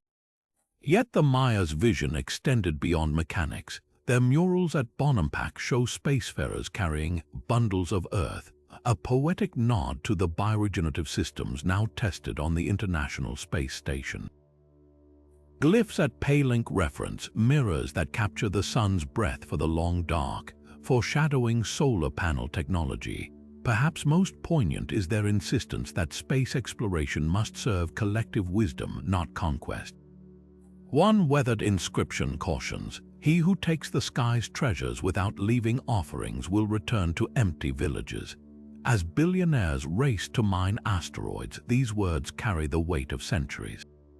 The ultimate proof of their foresight may lie in timing. The Maya marked the late 20th century as the dawn of star stepping, correlating with Sputnik's launch. Their long count calendar even hinted at a golden age of space discovery beginning around 2020, the year the James Webb Telescope unveiled its first cosmic images. For a civilization that mapped Venus' orbit to within 2 hours per century, perhaps predicting humanity's reach beyond Earth wasn't prophecy at all, just another celestial equation solved a millennium ahead of schedule. The Maya understood dreams not as private escapes, but as threads in a vast collective tapestry, one where shared visions could weave reality itself. Their codices speak of the dreaming time, a liminal space where entire communities could shape events through synchronized intention. The Dresden Codex depicts temple gatherings where priests and villagers would enter trance states together, their unified focus directing everything from rainfall to harvest yields. Modern science is only now catching up to this ancient wisdom. Studies at Princeton University's Global Consciousness Project have detected measurable spikes in random number generators during globally shared experiences like World Cup finals or major tragedies, suggesting human minds might influence reality on scales the Maya predicted millennia ago. One striking example comes from Palinque's Temple of Inscriptions, where glyphs describe a drought broken not by rain dances, but by a village collectively visualizing storms for 7 consecutive nights. On the 8th morning, clouds gathered precisely as dreamed. Skeptics dismiss this as coincidence until you examine contemporary experiments like the 1987 Washington, D.C. meditation study, where crime rates dropped 23% during periods when large groups focused on peace. The Maya called this phenomenon Pul Kaya, meaning the gathering of sacred energy, and structured entire cities around it.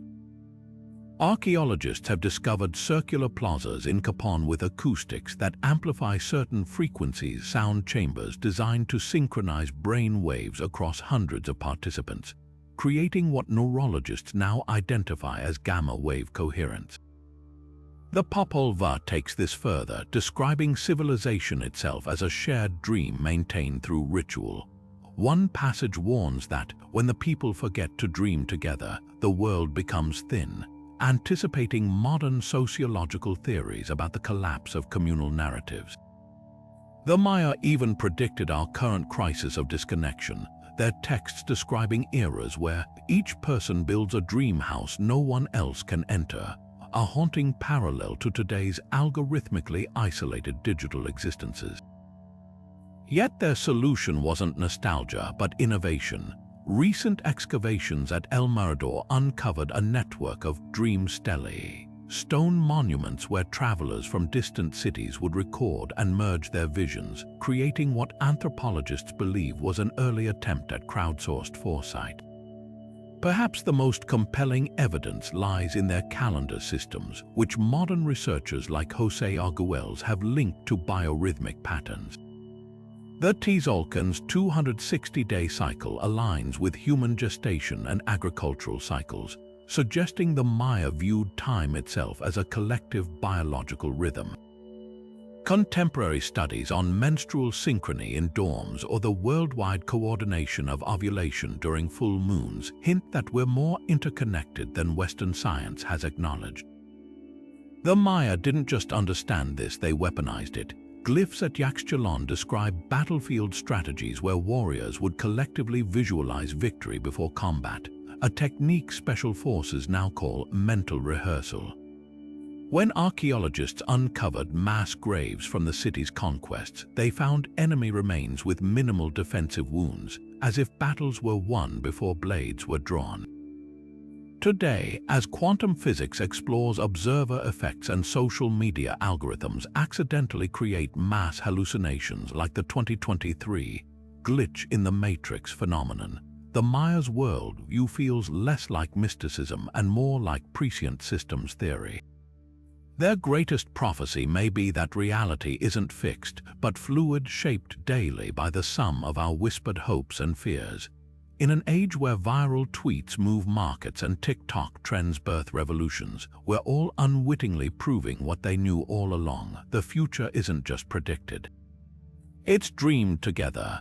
Buried in the Dresden Codex between pages of celestial calculations lies one of the most perplexing Mayan prophecies, a vision of worlds within worlds where the shadows walk beside the fleshed ones. At first glance, these cryptic phrases seemed like descriptions of the spirit realm, until virtual reality headsets began transporting millions into digital landscapes.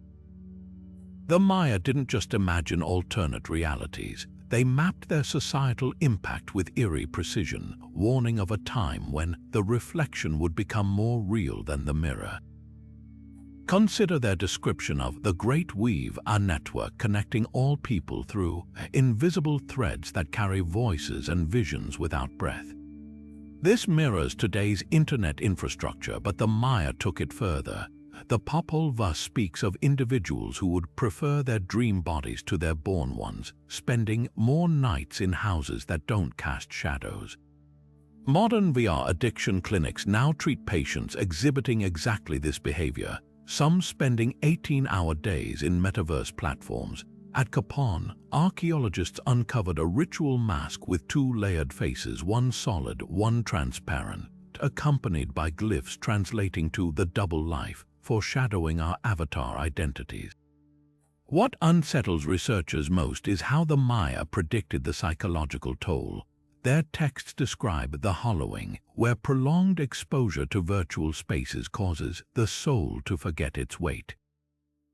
Contemporary studies confirm this. Stanford's Virtual Human Interaction Lab found that just 20 minutes in VR can induce dissociation, with subjects struggling to distinguish physical sensations from digital ones. The Maya even anticipated corporate exploitation of these blurred boundaries. A recently deciphered tablet from Tonana warns of merchants selling wind, mocking virtual goods trade, while glyphs at Paylink depict figures exchanging jeweled air for real corn, a direct parallel to NFT marketplaces and metaverse real estate frenzies. Yet their prophecies weren't uniformly dystopian. The Madrid Codex celebrates virtual worlds as sacred tools when used consciously, detailing dream temples where healers treated phobias through controlled exposure, an ancient precursor to VR therapy now used for PTSD. Their astronomers even designed celestial simulations using polished obsidian mirrors and water reflections, creating early virtual models of planetary movements. This duality captures the Maya's nuanced worldview. Technology itself wasn't dangerous, only humanity's imbalance with it.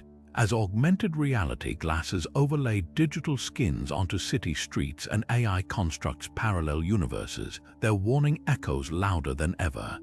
the most perilous border isn't between real and virtual, but between wisdom and oblivion. In the shadowed alcoves of Mayan temples where priests once deciphered the language of the stars, another prophecy hummed through the vines, one that spoke of green tongues and the roots that would teach forgotten wisdom. The Dresden Codex contains entire sections dedicated to sacred flora, predicting a time when humanity, estranged from nature's pharmacy, would return to plants not as mere remedies but as guides. What the Maya foresaw wasn't just herbal medicine's revival, it was a full-blown psychedelic renaissance unfolding today with cannabis legalization sweeping nations and clinical trials rediscovering psilocybin's power to heal trauma-resistant minds. Take their reverence for the Zabalba bee, the sacred mushroom. Carvings at Teotihuacan depict deities offering these fungi to kneeling figures, their faces upturned in ecstatic revelation. Glyphs describe visions where the veil of the world thins, allowing communication with ancestors, a process modern neuroscience now explains as psilocybin's ability to quiet the default mode network, loosening ego boundaries.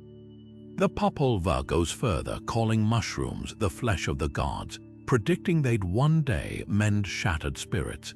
Fast forward to 2021, when the FDA designated psilocybin therapy as a breakthrough treatment for severe depression, validating what indigenous healers knew for millennia.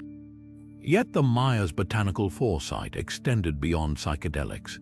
Their texts describe the leaf that soothes the shaking spirit, with such precision that ethnobotanists identify it as an early reference to cannabis. At Chichen Itza, a mural shows a goddess cradling a plant with serrated leaves, its buds dripping resin like celestial dew. Glyphs nearby warn against its misuse. He who seeks only the flame forgets the light, anticipating today's debates around recreational versus medicinal use. Even their agricultural practices prophesied modern cultivation. The Madrid Codex details lunar cycle harvesting to maximize potency, a technique now employed by boutique cannabis farms from California to Colombia. What's truly astonishing is how they predicted the societal resistance to these rediscoveries. A relief at Palenque depicts scowling figures smashing ceramic vessels filled with medicinal brews, labeled the afraid ones who call wisdom poison.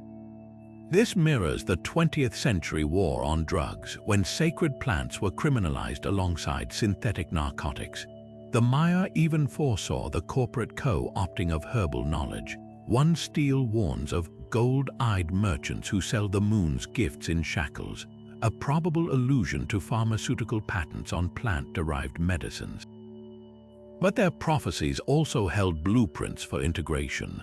The Chilam Balam instructs that plant medicines must be accompanied by singing bones and painted prayers, ritual frameworks modern therapists now replicate with pre- and post-session integration work. At Capon, archaeologists uncovered mixing bowls with residues of chocolate and psilocybin, suggesting early attempts at guided ceremonial use. Contemporary clinics practicing psychedelic-assisted therapy often include elements the Maya would recognize: intention setting, guided imagery, and communal processing, proving some truths transcend time. Perhaps the most poignant fulfillment lies in the forests themselves. As bioprospectors scour the Amazon for the next miracle cure, Maya elders point to glyphs declaring, "The cure for the future grows where the past was buried." In 2023, researchers studying ancient Mayan agroforestry discovered wild psilocybe mushrooms thriving in areas where temples once stood, their mycelial networks literally feeding on the limestone of collapsed altars, a living metaphor for how yesterday's wisdom might rebuild tomorrow's broken minds. The prophecy was never about predicting the future. It was about planting the seeds for its healing, one sacred leaf at a time. The Maya carved their defiance into stone long before hashtags or protest signs existed. Visions of crumbling thrones and broken scepters that feel ripped from today's headlines. At Tonana, a chilling relief shows a crowd toppling a ruler's statue, his jeweled headdress rolling in the dust while glyphs proclaim, "The people's breath becomes the hurricane." This wasn't just artistic rebellion, it was prophecy. The Dresden Codex describes cycles where the fire ants rise to devour the lazy hive, a metaphor for society's overthrowing oppression that echoes through time from Tahrir Square to the streets of Hong Kong. What makes these predictions uncanny is their specificity. The Maya didn't just envision uprisings, they detailed their catalysts. The Popol Vuh warns of rulers who chain the sun's path, hoarding wealth until the hungry outnumber the grains of sand. Fast forward to 2019, when Chile's subway fare hikes ignited nationwide protests over inequality, or Sudan's bread riots toppling a 30-year dictatorship. Even their symbolism holds eerie resonance. Protesters in Myanmar recently brandished three-fingered salutes inspired by Hunger Games films, unaware the Maya depicted similar hand gestures in murals at Bonampak, where glyphs label them the counting of tyrants' days. Archaeology confirms how seriously the Maya took these warnings. Excavations at Kapan reveal a king's palace deliberately burned, its blackened walls scrawled with graffiti like carvings of spiders, a symbol for corrupt leaders weaving webs of deceit. Nearby, a smashed altar bears the inscription, "The stone of lies has no foundation," mirroring modern protesters tearing down colonial statues. The Chilam Balam even prescribed societal immunity against tyranny. Villages trained memory keepers to recite histories of past oppression during festivals, ensuring no generation forgot the cost of unchecked power. Yet the prophecy's true power lies in their blueprint for change. The Maya didn't glorify chaos, they mapped rebellion's anatomy. A recently deciphered tablet from Paylink outlines 12 stages of revolution, from the small murmur, grassroots organizing, to the jaguar's leap, decisive action. Compare this to the Arab Spring's trajectory, Tunisia's Mohamed Bouazizi's self-immolation, the murmur cascading into regional upheaval, the leap. Their texts emphasize unity across class lines, showing merchants and farmers joining forces, a dynamic visible in Lebanon's 2020 protests where bankers and refugees stood shoulder to shoulder against corruption. Most strikingly, the Maya predicted backlash tactics modern dictators still employ. A mural at Calakmul depicts rulers planting thorns among the corn, disinformation campaigns turning protesters against each other, while glyphs warn of wolves in sheepskins, anticipating agent provocateurs. Modern activists from Belarus to Venezuela would recognize these patterns instantly, but the prophecies also offered counter-strategies. The Madrid Codex describes using mirrors to reflect sunlight during marches, both as communication and to blind enforcers. An ancient parallel to laser pointers disabling facial recognition tech today. Perhaps the most poignant fulfillment lies in cultural reclamation. The Maya foretold that overthrowing tyrants wasn't enough. Societies must replant the uprooted tree of justice. In 2023, when protesters in Colombia draped indigenous mantas over colonial statues, they unknowingly reenacted a Mayan ritual depicted at Quirigua, swathing symbols of oppression in sacred textiles to transform their meaning. As the stones warned millennia ago, revolutions succeed only when they heal, not just destroy. The hurricane of people's breath must also carry new seeds. High in the canopy of the Yucatan jungle, where shadows dance across weathered stone, the Maya carved warnings as timeless as the temples themselves. When the sacred places fall silent, the world loses its voice. Their prophecies didn't just predict the existence of sites like Chichén Itzá, they foresaw their survival as living libraries of cosmic knowledge, protected across millennia by unseen hands. The Dresden Codex speaks of the bones of the earth that must remain untouched, guarded by the jaguar's invisible claws, a metaphor now materialized in the form of UNESCO World Heritage designation and armed patrols keeping looters at bay. The accuracy of this vision becomes chilling when you examine the details. The Popol Vuh describes Chichén Itzá's El Castillo pyramid as the mountain that teaches the sky, predicting it would one day draw pilgrims from across oceans. Today, over 2 million visitors annually ascend its 91 steps, one for each day of the solar year. Just as the Maya intended, their astronomers align the structure so precisely that during equinoxes, sunlight slithers down the stairs like a diamond-backed serpent, a phenomenon locals call the return of Kukulkan. This wasn't just celestial theater. Glyphs beneath the pyramid declare these light shows must continue until the fifth sun sets, ensuring future civilizations would preserve the site to witness them. What's even more remarkable is how the Maya encoded protection strategies into their prophecies. At Paylink, a mural shows future generations wrapping temples in invisible spider silk, a probable allusion to modern conservation techniques like laser scanning and climate-controlled enclosures.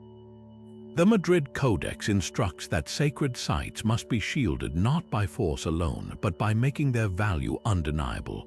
Let the children of tomorrow see our wisdom in the stones, and they will guard them without being asked. This psychological insight underpins today's heritage tourism model, where economic incentives fortify preservation efforts. The prophecies also anticipated threats beyond tomb raiders. A relief at Capon depicts chainsaws biting into tree roots near temples, with glyphs warning that the green veil's death starves the stones. Scientists now confirm this prediction. Deforestation around Decode has raised ground temperatures, accelerating erosion of plaster friezes. In response, modern conservators are reviving ancient Maya techniques using sap from the chukum tree to stabilize limestone, just as their builders did 12 centuries ago. Perhaps the most poignant fulfillment lies in the site's spiritual reactivation. The Chilam Balam promised that when the right hands touch the old stones, the whispers will return. In 2022, UNESCO recognized this intangible dimension, adding Mayan cosmovision to Chichen Itza's listing after Yucatan communities resumed ceremonies there. As dawn light spills over the Temple of the Warriors, casting shadow armies across the plaza, it's clear the Maya didn't just predict these places would survive, they ensured they'd keep speaking across time. The stones were never meant to be relics, but living classrooms where the past teaches the future how to listen. The walls of Bonampak still pulse with color after 12 centuries, not just as relics of the past, but as living proof of the Maya's most radical prophecy, that art would one day become the quiet hammer reshaping empires. Hidden in these vibrant murals of courtly rituals and battle scenes lies a deeper message, spelled out in glyphs above the pigment. The hand that paints writes the future.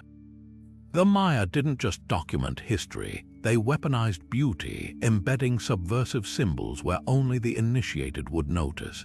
A noble's headdress might conceal the face of an executed dissident, or a ceremonial procession subtly mock the king's greed through exaggerated body shapes. This wasn't decoration, it was descent in ochre and jade. Fast forward to the 21st century, where Banksy's shredded Girl with Balloon at a Sotheby's auction reenacted the same prophecy with razor precision. Both the Maya and the anonymous street artist understood art's unique power to smuggle truth past the gates of power. The Dresden Codex even predicted the viral nature of protest art, describing images that would replicate like Seba seeds on the wind, anticipating social media's ability to amplify a stencil in Bristol into a global symbol of resistance overnight. Music, too, carried revolutionary codes in Mayan cosmology. Their Tzatzikin songbirds weren't just poets but conduits for encrypted messages. War chants contained tactical instructions hidden in metaphor, much like how Chilean protesters during the Pinochet dictatorship used folk songs to coordinate under dictatorship. The Popolva celebrates a musician who sang the stones into rebellion, a concept mirrored when Bob Dylan's Masters of War became the anthem of Vietnam draft resistors. Perhaps the most striking parallel lies in the Maya's use of humor as resistance. A recently deciphered mural at Calakmul shows a fat bureaucrat being peed on by a jaguar, an ancient meme mocking corrupt officials. This same irreverent spirit fuels today's protest art, from the Tank Man of Tiananmen to Pussy Riot's punk prayers in Moscow cathedrals. the prophecy warned that when laughter and beauty unite against oppression, even the heaviest throne becomes kindling. Yet the Maya added a crucial warning modern activists often forget. Their art was never just destruction. Temple murals at Palenque depict revolutionaries planting gardens amid the chaos, a reminder that critique must be paired with vision.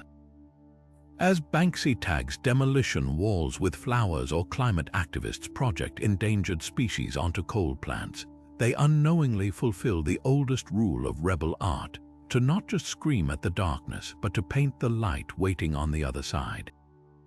The stones whisper a final lesson. True revolutionary art outlives its creators. Mayan murals survived because they were baked into sacred spaces, just as protest songs endure when woven into cultural DNA.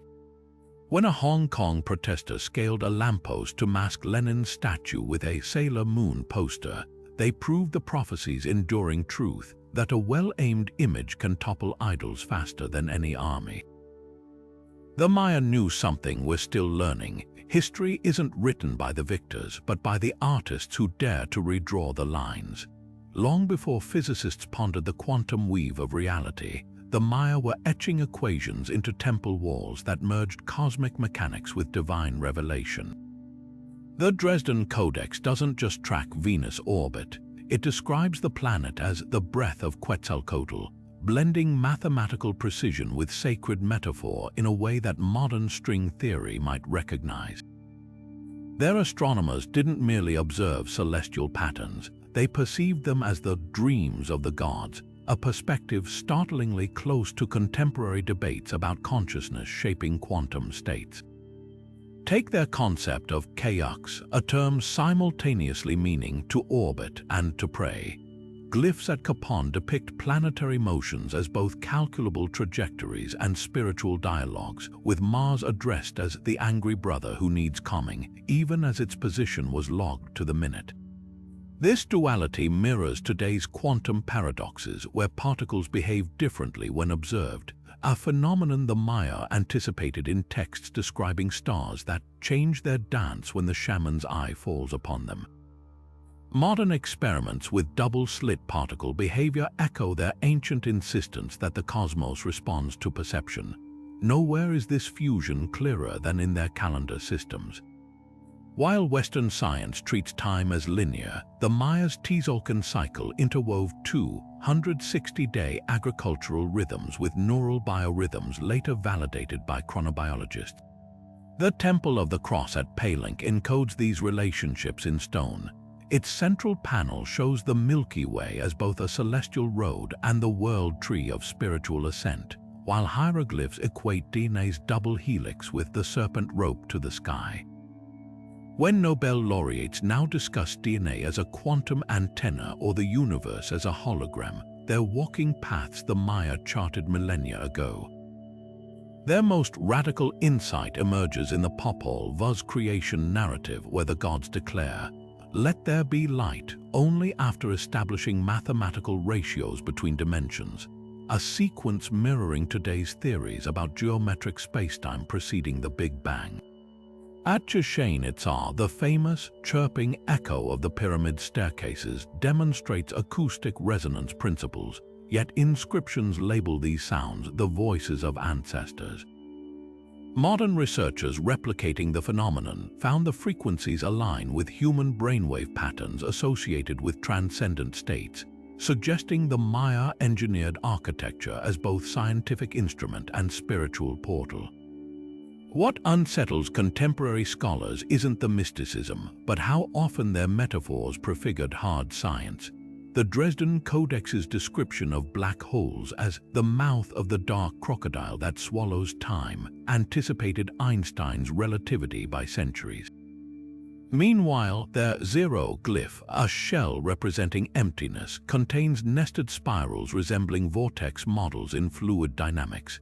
Perhaps most profound is their warning against separating these realms. A weathered steel at Tonana cautions that knowledge without reverence breeds hollow men, a prescient critique of unchecked technological advancement. As quantum physicists now explore consciousness-dependent realities and indigenous cosmologies gain scientific attention, the Mayas' greatest prophecy may be their insistence that truth wears twin faces. Their temples weren't just observatories or shrines, they were crucibles where equations and epiphanies fused into something neither could achieve alone. In an age where CERN scientists meditate before collider experiments and neurotheologians map prayers' neural signatures, we're finally catching up to an integration the Maya carved in stone when Europe still feared the world was flat. The Maya never saw December 21, 2012 as an ending. They called it the birth cry of a new era, a moment when humanity would awaken to its sacred interconnectedness. Unlike Hollywood's doomsday fantasies, their true prophecy pulsed with radical hope. The fifth sun wouldn't bring destruction, but a societal metamorphosis where technology, ecology, and spirit would finally weave together. The Dresden Codex describes this transition with breathtaking imagery, the great chain of hearts, forming across continents as people realize their fates are entangled like roots in a rainforest. Archaeological evidence reveals how meticulously they prepared for this shift. At Izapa, a recently deciphered stela shows figures from diverse cultures exchanging gifts beneath a celestial alignment that recurs every 26,000 years. Glyphs label this the confluence of rememberers, predicting global coalitions like the 2021 Indigenous-led Amazon Pact, where 9 nations united to protect 80% of the rainforest by 2030.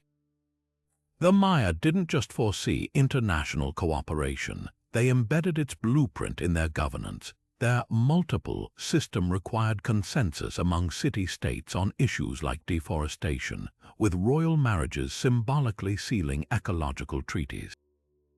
Modern diplomats might take notes. The 8th century Kapon-Quirigao water-sharing accord sustained 2 civilizations for generations without a single recorded conflict. What makes their vision so electrifying is its rejection of passive utopianism. The Popol Vuh insists the new era must be built with calloused hands, envisioning grassroots movements blending ancient wisdom with innovation.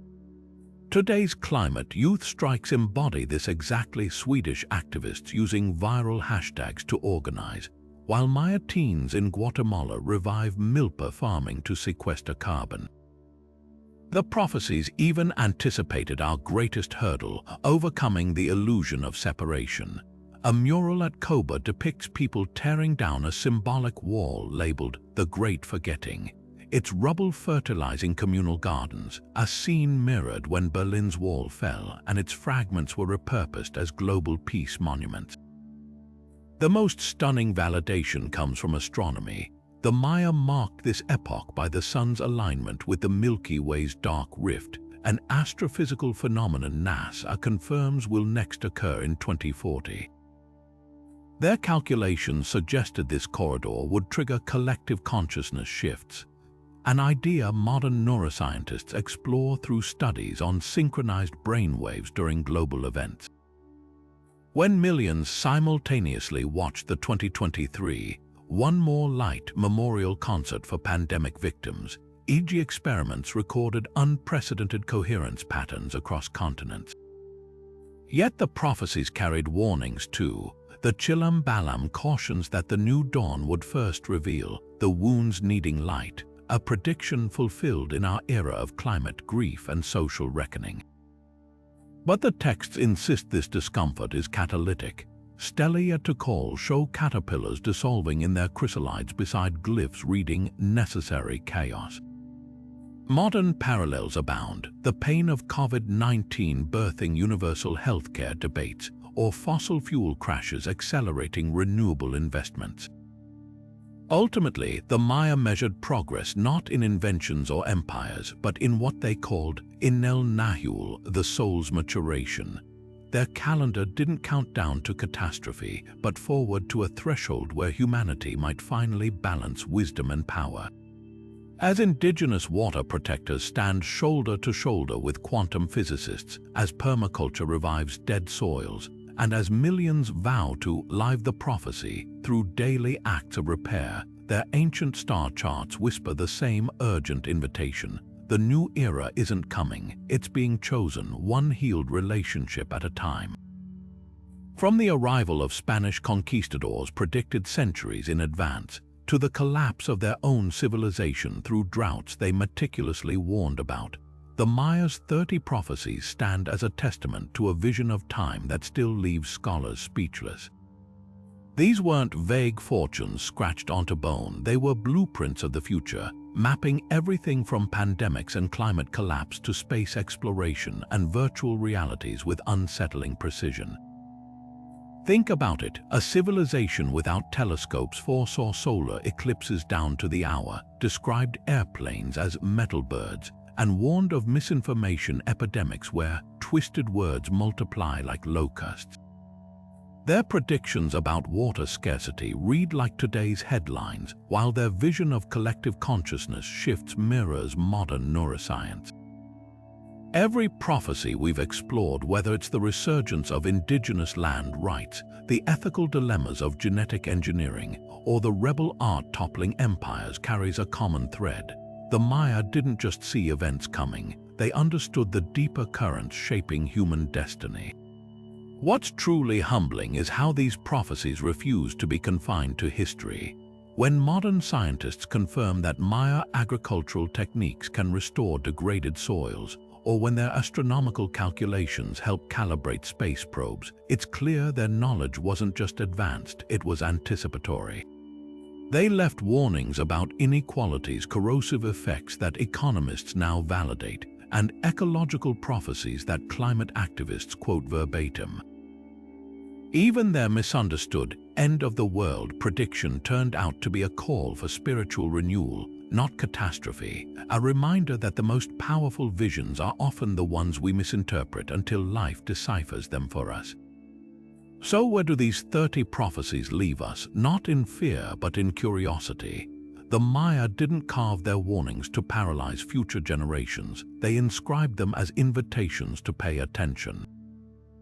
Maybe that's why their temples still stand, not as ruins but as classrooms.